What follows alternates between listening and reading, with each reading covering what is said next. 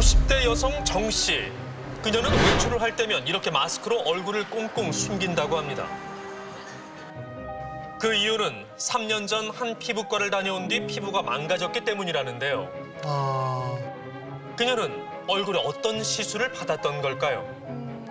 여기 인디안 주름, 이렇게 웃음이 이렇게 주름이 여기 있어요. 인디안 주름, 그걸 아주 간단하게 치료를 한다고 하더라고요. 그 주사를 놓은 거예요? 아니면 무슨 레이저 날 같은 기계로 했던 거예요? 인디안 주름은 필러였고요. 물광이라는 거는 기계였어요. 눈 밑에 간단한 필러를 하게 됐는데 서비스라며 물광 레이저를 쏴줬다는 겁니다. 그 시술을 받은 뒤 이렇게 없었던 흉터가 생겼다는데요.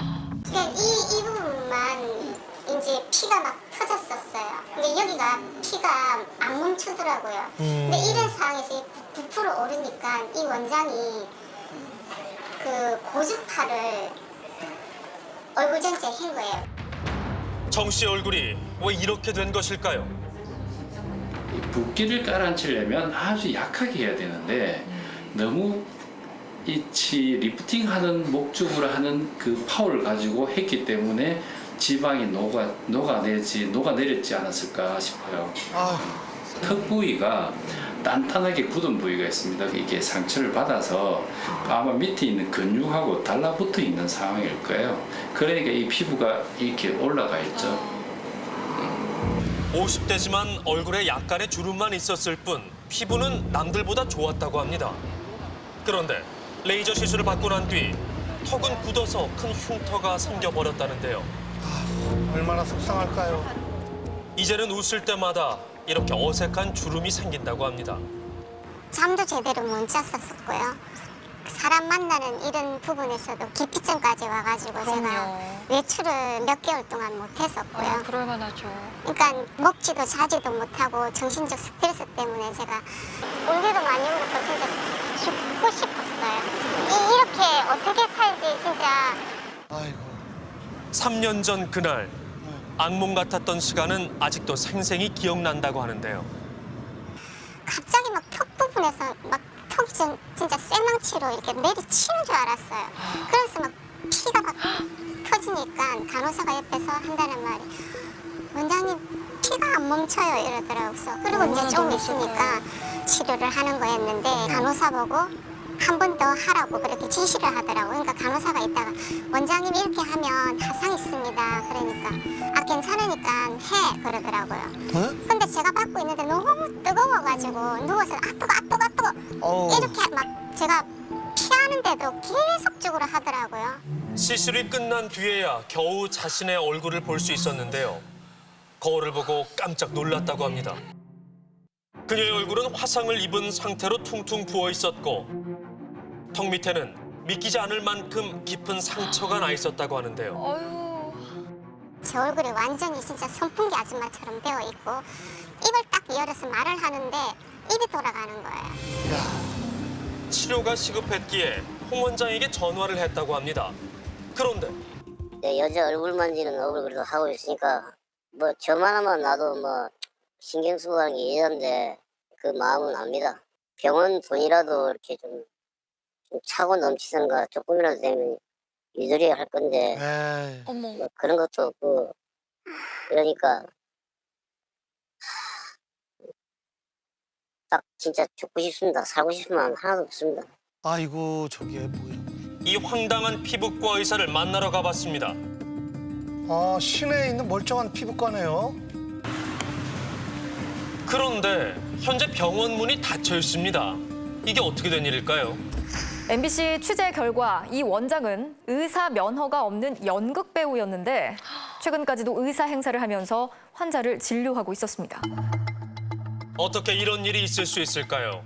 의사 가운을 입고 원장 이름표까지 달고 있었던 사람이 사실은 연극 배우였다는 것입니다. 아 이게 말이 됩니까 이게? 인근 약국도 가짜 의사한테 모두 속았다는데요.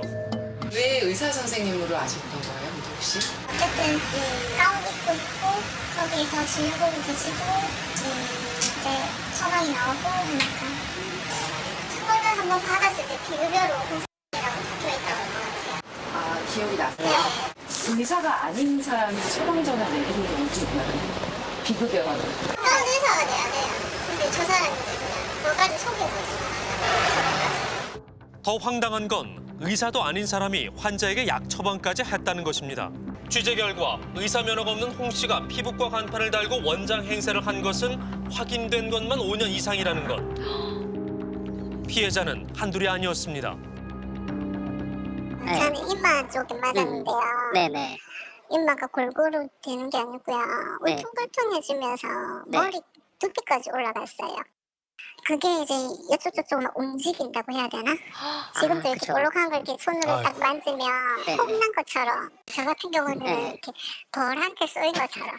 아, 그냥 군데군데 울퉁불퉁. 네네네. 그거가 좀 네. 이상하다고 갔더니 숟가락으로 이렇게 펴서 해라 하더라고요. 숟가락으로 대신 폈거든요. 아이고 네네. 숟가락으로 다른 펴라네요. 병원에 가서 물어봤더니 다들 무슨 그런 소리 하냐고. 안녕하세요. 네. 40대 남성 박 씨도 어머니가 장가를 가라며 미백 시술을 권유했고 큰맘 먹고 거금을 들여 피부과를 다녔습니다. 그런데 처음엔 얼굴 전체에 피떡이 생기더니 서서히 딱지로 변해갔다고 합니다. 결국은 이렇게 흉터가 남았다는데요. 얼굴 전체가 아. 화상을 입었으니까. 그러니까 시세 말로 더럽게 까맣진 않았고요. 그냥 조금 뭐 남들보다 조금 피부가 조금 이제 까마잡잡한 편이었는데 지금은 얼굴이 좀 추잡잖아요. 손보라 가면 그래요. 전부 다 얼굴이 왜 그래요? 색깔이 왜 그래요? 시술을 받은 지 4년이나 흘렀지만 지금도 박 씨 얼굴은 색소 침착으로 인해 온 얼굴이 까맣게 기미가 낀 것처럼 보입니다. 아유, 뭐 지금으로서는 원상복구라도 했으면 좋겠다 내가. 뭐 더 나아지는 건 둘째치고 원상복구라도 했으면 좋겠다. 수많은 피해자를 양산한 가짜 의사 홍 원장. 그는 어떻게 사람들을 속이고 버젓이 의사 행세를 할 수 있었을까? 그의 과거가 더욱 궁금해집니다. 홍 씨가 연극을 했다는 건 사실일까? 지역의 극단을 찾아다녀봤습니다. 어렵게 글을 안다는 사람이 나타났는데요. 여기 쪽으로 뭐 하는 경우는 지금 오래됐고요. 공연은 뭐 한국 무대에서도 전부 다 했어요. 조역이다 좀 많이 한 걸로 제가 알고 있어요. 수소문 끝에 그가 출연했다는 한 연극의 연출가를 만날 수 있었습니다.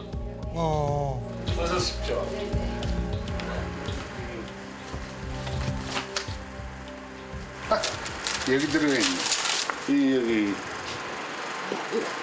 여기 이게 같이 했던 같이 하셨던 작품에 바로 이 작품이었다고 합니다. 홍 씨는 이 연극에서 주인공을 맡았었다는데요. 이게 연습하면서 나하고는 연습하고 끝나면 저희끼리 가서 이제 합숙을 하고 밤을 새워서 그 요한방을 얻어서 그렇게 연습을 하고 그랬던 때였어 이때가. 그러니까 하여튼 뭐 작품이나 이런 데로 굉장히 열심히 몰입을 해 들어가고 그런 친구라고 내가 하여튼 기억을 하고 있습니다. 연출자는 홍 씨를 연기에 몹시 심취했던 배우로 기억하고 있었습니다. 알고 보니 출연했던 작품만 40여 편. 심지어 2004년에는 극단을 만들기도 했고 2008년엔 극본을 썼을 만큼 재능이 많은 사람이었다고 합니다. 무슨 일이 있었던 걸까요? 근데? 생활을 이 연극해갖고는 생활이 안 되니까 여러 가지 뭐 식당도 해고 또 무슨 저 창원에서 포석상도 하고 근데 적극적으로 하는데 다 성공은 못해. 예, 실패를 해. 야, 식당도 했었었어요. 그러니까 거기 뭐야 돼지 감자 국 그런 식당도 하고 그랬었어요. 연극 하나만으론 돈이 안 돼 홍 씨가 여러 사업에 손을 댔었는데 다 실패하고 말았다는 것입니다. 2008년에 출연했던 연극을 끝으로 홀연히 무대를 떠났다는 홍 씨. 그런데 몇 년 전 동료 배우에게 다시 연락이 왔다고 합니다. 어떻게 된 일일까요? 한동안 못 봤거든요. 그러다가 뭐 갑자기 나타나면서 뭐 어디서 필리핀에 가가지고 공부해 왔다는 이런 얘기는 얼핏 들었거든요. 제주가 좋구나 뭐 그런 생각을 했죠. 지인들에게는 자신이 필리핀에서 의사 자격증을 따서 왔다고 거짓말을 했다는 겁니다. 그의 과거를 알고 있다는 한 의사를 만났습니다.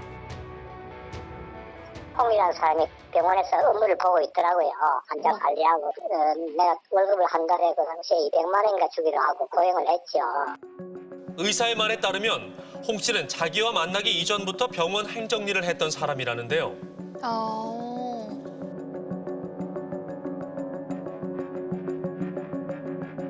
자기가 우연히 레이저를 보니까 너무나 쉽더라 이거죠. 응? 그냥 내가 진료해가지고 하는 것도 아니고 대충 상담해가지고 뭐 하나 두드리고. 어깨너머로 의사의 진료를 보다 보니 이 레이저 시술이 너무 쉬워 보였다는 겁니다. 야, 참. 그래서 자기가 레이저 기사한테 와가지고 부탁을 했대요. 이거 어떻게 하는 거 좀 가르쳐달라. 그래서 그때 프락셀이라는 기계를 처음 만졌대요. 프락셀 레이저. 홍 씨는 한술 더 떠 레이저 기계 납품업체 직원을 졸라 작동법을 배웠다고 합니다.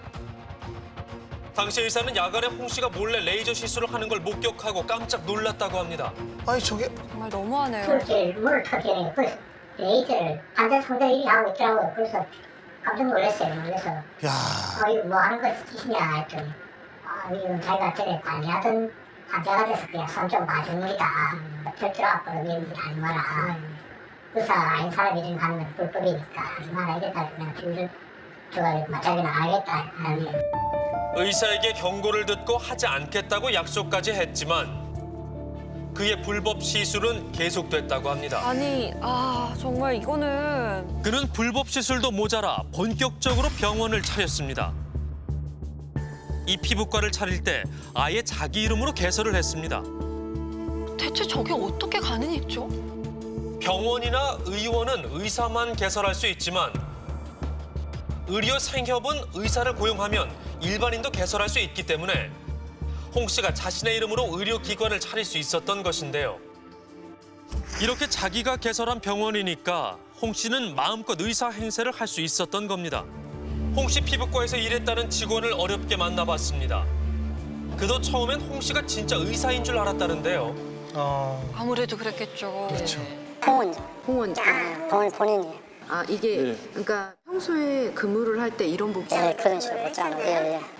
이런 명찰을 달고 근무를 했네요. 네, 그렇죠. 당당히 달고 나오죠. 항상. 그러니까 일반인들 보면 다른 사람인 줄 알죠. 그런데 근무를 하던 어느 날 수상한 일을 목격했다고 합니다. 희한한 원료들을 사가가지고 주사제를 지 마음대로 조작하는 걸 한 간호사가 홍 원장님 자기한테 불법을 지시를 하는데 해도 됩니까? 나 이거 못하겠습니다 이랬어요. 그나 처음 무슨 말 뭐냐 가서 보니까 필러류 같아요. 필러류가 가격이 좀 있잖아요. 그럼 얘는 어디서 뭐 봉투에 비닐봉투인가 뭐 그걸 애들 보고 일시시 담으라고 시킨 거예요. 정품이 아닌 정체불명의 필러약을 환자에게 사용하려고 해서 간호사가 거부한 일이 있었다고 하는데요. 정말 너무하네요. 그렇게 번 돈으로 홍 씨는 사치스러운 생활을 한 것으로 보이는데요. 야. 그는 왜 가짜 의사 연기를 끊지 못했을까?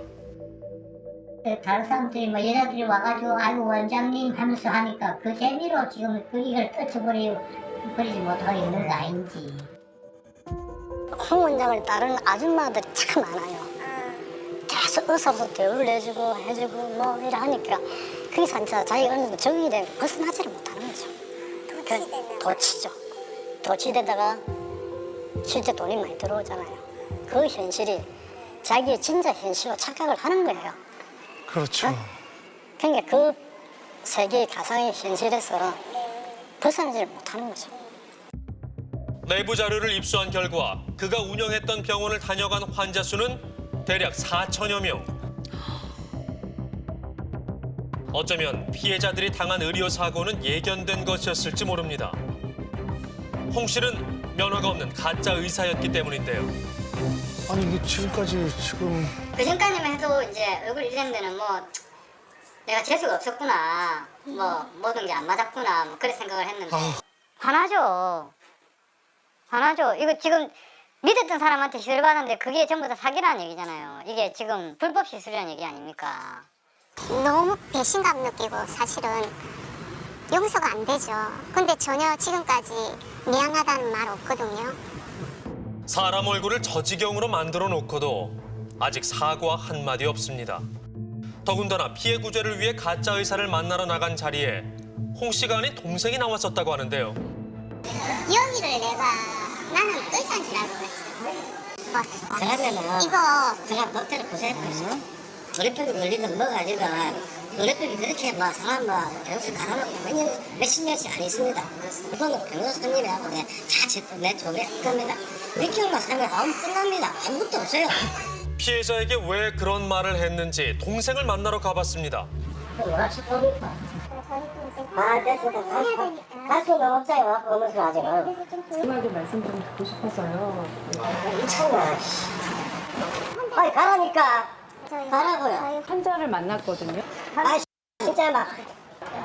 잘못되면 고소할 거 아니면 고소하면 되지, 그러면. 환자에게 사과를 해야지 왜 고소를 하라고 합니까? 사과는 하셨습니까? 사과를 하요. 사진에서 그렇게 말씀하셨잖아요. 뭐 현재 뭐 다 관여하는 거예요. 아니, 그러면은 형제 일에 왜 관여를 하셨습니까? 환자 문제도 형님이 하도록 하셔야죠. 나는 그말 한 적 없고 알아서 하라니까. 진짜 뻔뻔하네요. 홍 씨가 무면허 의사로 밝혀진 지 한 달이나 지났지만 아직 구속조차 되지 않았다고 합니다. 아니, 어떻게 저럴 수가 있죠? 이유가 뭘까요? 이번에 있는 사람 나이가 해가지고 가라나고 나중에 저희 구속 피하려고 저렇게. 아니, 현재 홍 씨가 입원 중이라 검찰 송치를 못하고 있다고 하는데요. 가짜 의사, 그를 만나봐야겠습니다. 수소문 끝에 그가 있다는 병원을 찾을 수 있었는데요. 병실로 올라가던 도중 홍 씨와 딱 마주치게 됐습니다. 아니 대체 왜 그러셨는지 좀 물어보고 싶어요. 아니 보니까 그렇게 아파 보이는 것 같진 않은데요. 네, 흡연 구역으로 이동하시는 거죠?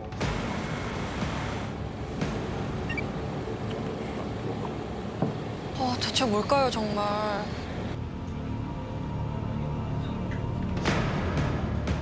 예. 저희 그 MBC에서요. 혹시 말씀 좀 들을 수 있을까 해서요. 왜 그러면 시작을 하시게 되신 거예요? 알겠습니다. 이렇게 안 해도 되는 일인데 불쾌해가지고 나도 어머니 궁금합니다. 아이고 참. 이해되지 않는 말만 남긴 채 황급히 자리를 피하려는 홍 씨. 다 사실이에요. 무면허로 의료행위 하신 거 맞는 건가요? 그거 알죠? 저기 일단은 정확히 왜 응하지 않을 건데 응하지 않으실 거라고요? 그러니까 부작용 난 환자 있는 거 알고 계시죠? 네? 모르신다고요? 여러 번 통화까지 다 하셨으면서. 하실 말씀이 있으실 것 같은데 말씀을 좀 해주세요. 무면허로 의료행위 하신 거 맞으십니까? 왜 그렇게 하셨어요? 그는 답변을 거부한 채 폐쇄병동 안으로 들어가 버렸습니다. 에이. 저게 환자 안정을 위해서 폐쇄병동을 운영하는 건데 저걸 저렇게 또 악용을 하고 있네요. 피부과 전문의가 아닌 분이 그냥 이제 직접 이렇게 시술하시거나 면허가 없으신 상태에서 그냥 하시게 되면 이제 뭐 자동차 같은 경우는 수리하면 되지만 사람 피부는 안 돌아오는 경우도 있어서 이런 경우는 조금 여러 가지 문제가 많이 발생할 수 있다고 생각합니다. 무대 위에서 다양한 연기 변신을 해왔던 홍 씨. 의사 가운은 무대에서만 입었어야 했습니다. 한편의 연극 같았던 사기 행각은 이제 막을 내려야 할 때입니다.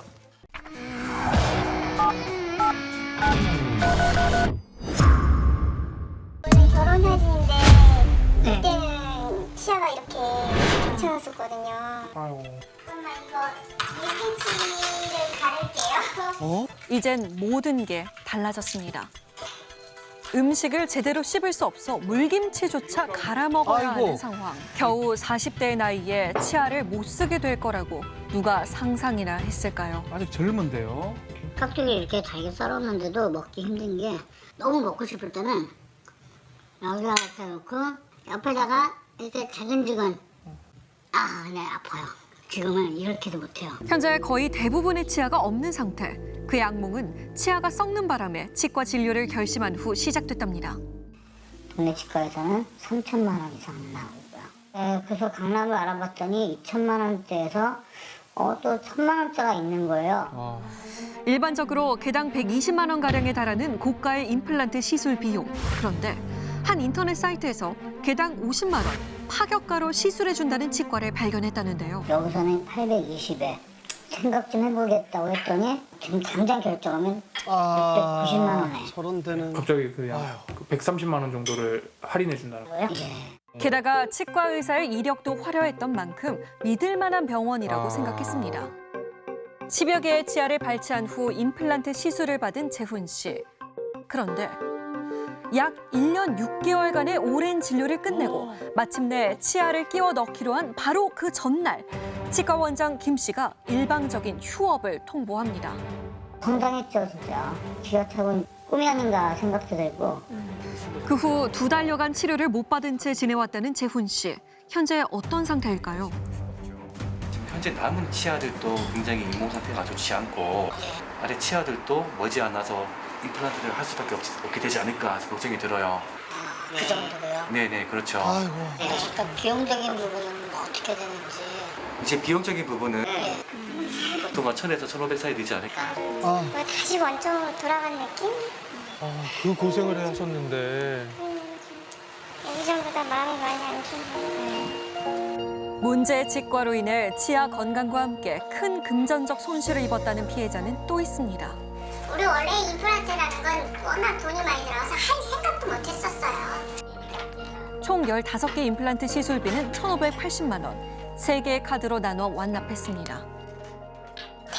대출도 받았을걸 우리 그지? 그 대출 받아서 그거 한꺼번에 하기도 하고 그 보험 들어가져 있는 거. 하지만 현재 그는 틀니를 낀 채로 생활합니다. 아이고. 임플란트 뿌리 14개만 잇몸에 식립된 상태이기 때문입니다. 그냥 1,200을 더 내야 되는 거죠. 지금 1,580 좀 들어가신 상황에서 이거 피해 금액 빼고 거의 1,200을 또 내서 해야지만 이제 완성이 되는 거죠. 안 그러면 이제 저는 이제 또 이 상태로 살아야 되는 거죠. 피해자는 한둘이 아니었습니다. 현재 810명이고 나간 사람들 빼고 810명 있는 사람이. 피해 액수는 무려 20억 원이 넘을 것으로 추산됩니다. 이야. 문제 병원 여기 치과.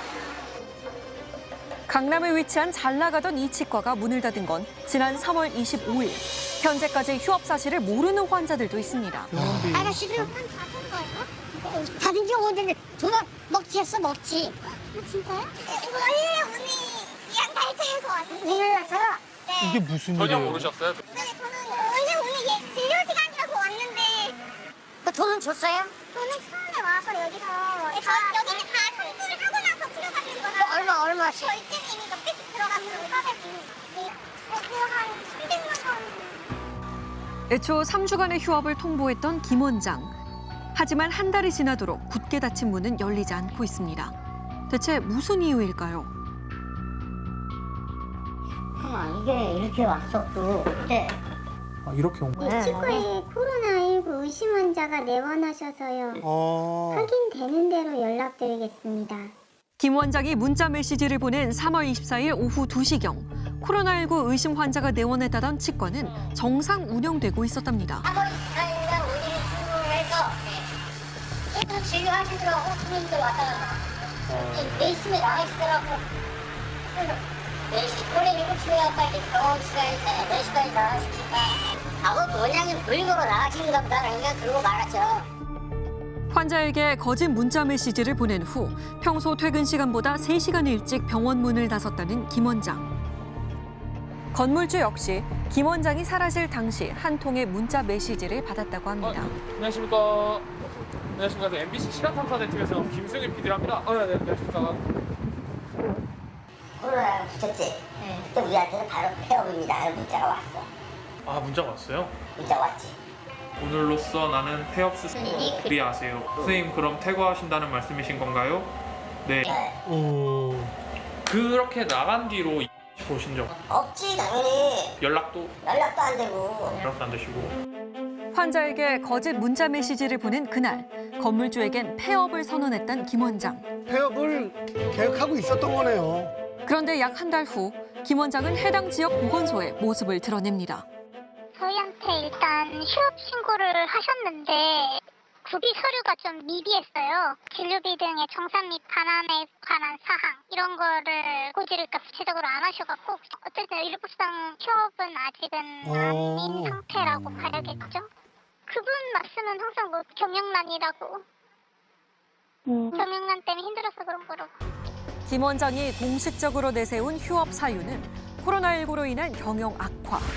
그가 몇몇 환자에게 보낸 문자 메시지에는 매달 8천만 원가량에 달하는 병원 고정비를 못 낼 정도라고 쓰여 있습니다.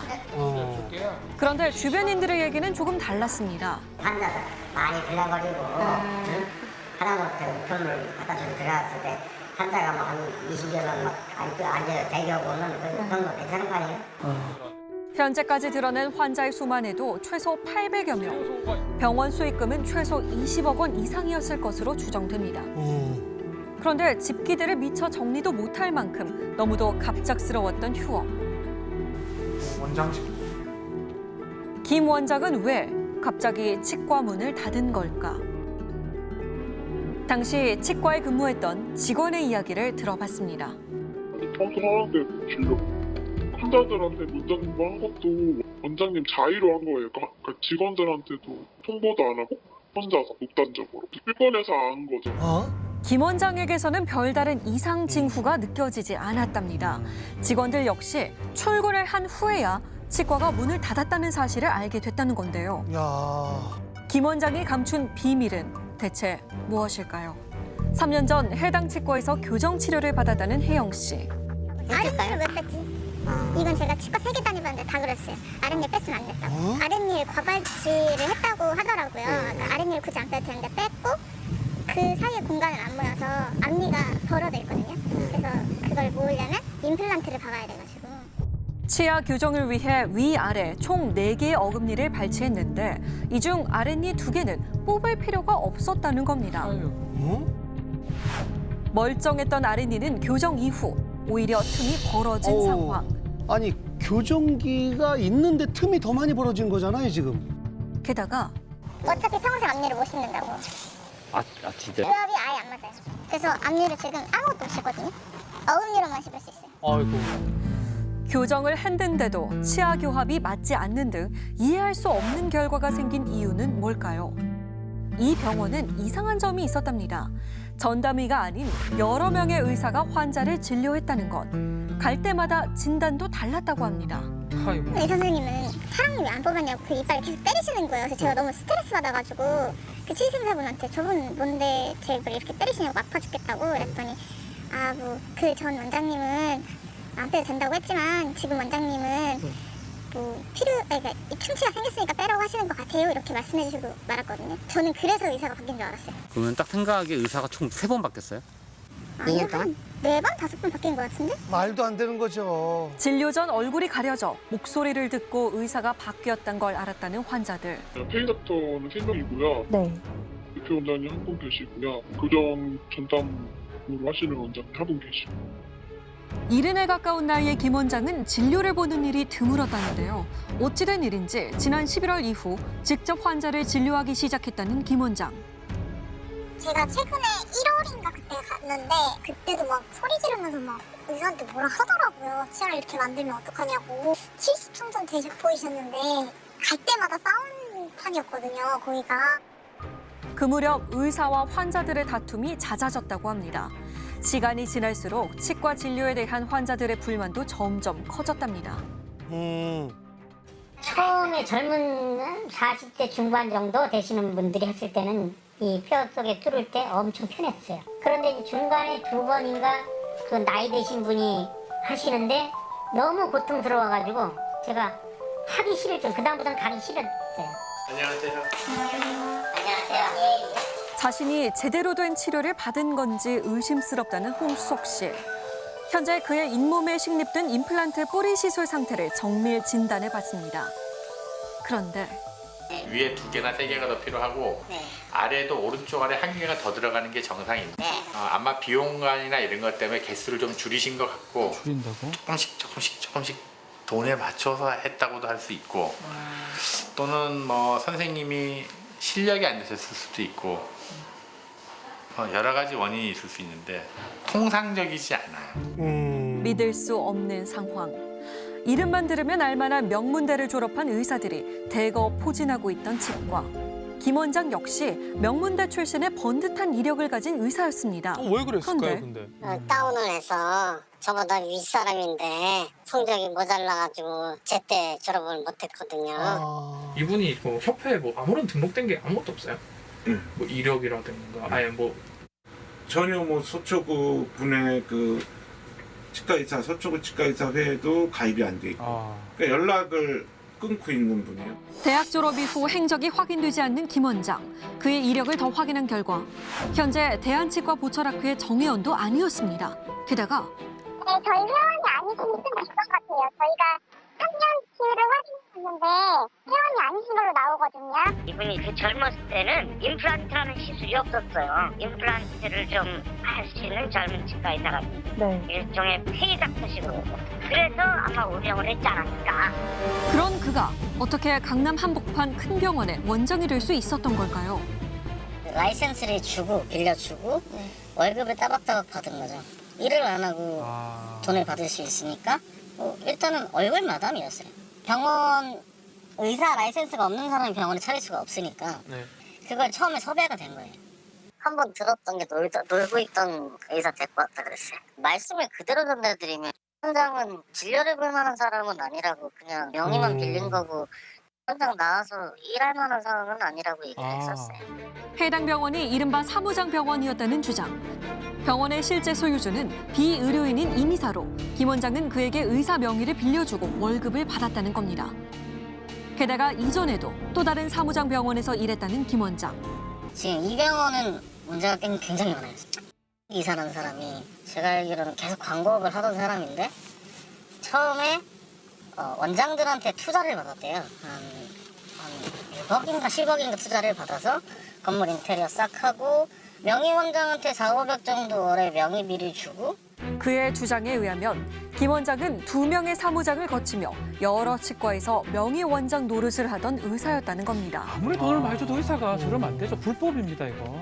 의료법 4조 3항에 의료인은 명의를 대여할 수가 없어요. 당연하죠. 그런 사무장 그런 병원 의료기관에서는 정상적인 진료가 이루어질 수가 없어요. 큰 사고를 그렇죠. 과잉 돈벌이 하려고 진료라든지 하죠. 그러면. 치료비만 받고 요번같이 그냥 사라져 버리는다든지 이런저런 핑계를 대고 왜냐하면 그분들은 애초에 환자를 진료하려고 하는 목적이 아니라 돈을 벌려고 하는 목적입니다. 그러니까요. 그런데 김 원장은 왜 갑자기 지난 3월 치과 문을 닫고 사라진 걸까? 운영이 좀 잘 되기는 됐어요. 물론 밀리니까 당연히 잘 안 됐으니까. 밀렸겠지만 엄청 잘 됐지. 잘 됐어요? 엄청 잘 됐지. 그러니까 갑자기 얘가 왜 이제 나를 하고 명품 옷을 입고 여기 청담동에 살고 걔 난리가 났었던 거야. 지금 말씀하신 게 누구예요? 치과의 실소유주였다는 임의사가 고가의 외제차를 뽑고 명품 옷을 걸칠 정도로 치과 운영이 매우 잘 됐답니다. 제가 있을 당시에 운영 목표가 한 완납 기준 한 달에 2억, 분납 기준 총 6억에서 10억 정도를 받아야 된다고 했어요. 일단 중요한 건 저거였어요. 입금을 받는 거. 오늘 완납을 하고 가는 거. 파격 할인을 내세워 신규 환자를 끌어들이고 완납 시 치료비를 대폭 할인해주면서 돈을 버는 데 급급했다는 해당 치과.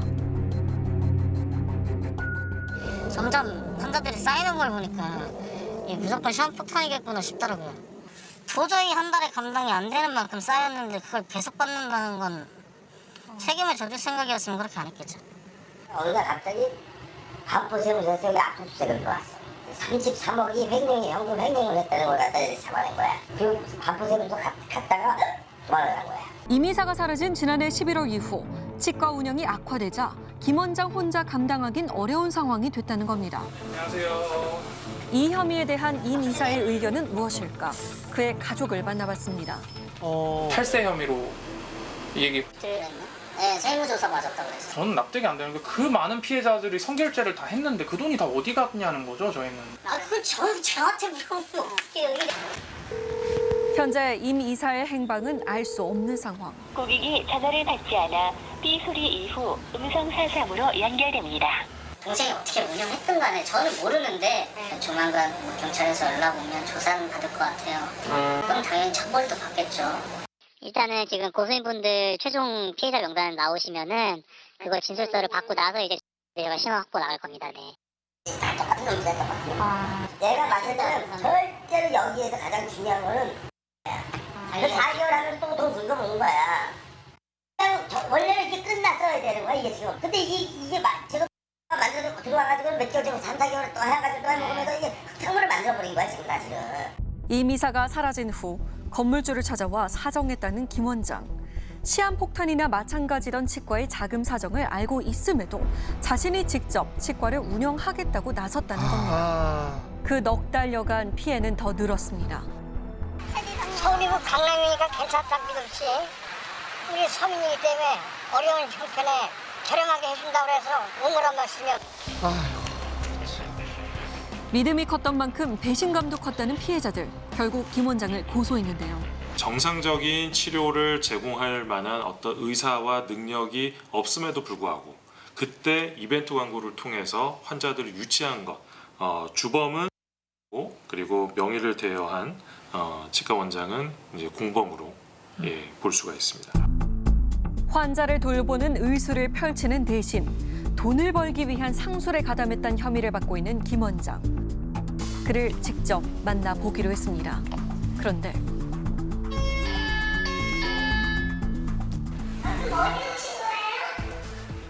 저기 댁에 계세요? 네? 지금 누구신데요? 아니 내가 그런 건 다 지금 저 혼자 있어요, 혼자. 지금 아내분 되세요? 거듭된 질문 끝에야 자신이 김 원장의 아내임을 밝힌 여성. 아니 근데요. 친한 상태야 되고 어디든 저도 그런 좋아하는데. 실업 상태도 좋아하시나요? 우리는 재주가 하나도 없어요, 그렇잖아요. 사업자는 어디서 처벌만 받으면 되지. 우리가 그 환자 듣고 갖다 견제해야 되고 원망을 들을 필요는 없지. 그 사람이 타켓이어야 되는 거 아니에요? 저도 지금 되게 피해요. 우리 남편 그거 서포트 해주려고 차 팔고 보험 다 팔아놓고 집도 다 팔았어요. 정말 일방적으로 그렇게 해서 사람들에게 하지 말고 문자 순간까지 최선을 다했어요. 가족들과도 연락이 닿지 않는다는 김 원장. 다행히 그의 입장을 들을 수 있었습니다. 그래서 대치동 소송을 받았다. 그리고 내가 해명을 했고 뭐 진료를 해주고 내가 뭐 치료를 할 수가 있는 거 아니에요. 점점 수입이 떨어지고 한 달에 1,500, 2,000 이거 가지고 어떻게 운영을 하나. 집세만 해도 2,700원 씁니다. 직원들 급여 최소한 8,000 정도 있어야 돼. 그러니까 나는 돈을 계속 끌어들일 수밖에 없어요. 그러다 이제 한계가 와서 그래서 이렇게 된 거예요. 그 돈을 만들고서는 내가 뭐 복권이 마지막 모를까 싶어요. 야, 참. 피해자들이 김 원장에게 원한 건 의사로서의 사명을 다해달란 것뿐. 그를 믿었던 대가는 너무 가혹합니다. 이제 먹튀치과가 사실 도망가는 데는 다 이유가 있지 않겠습니까?